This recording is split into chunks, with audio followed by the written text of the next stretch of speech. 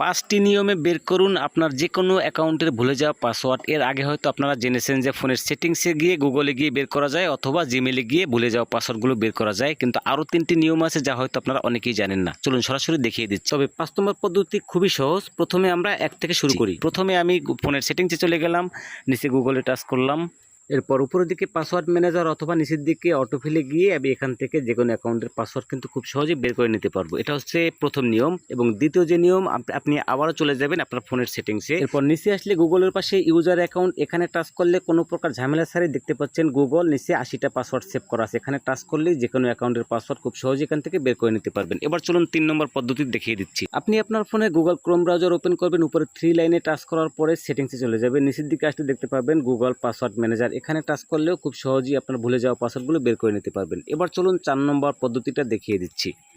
আপনি আপনার ফোনের জিমেইল অ্যাপ্লিকেশনটি ওপেন করবেন, উপরে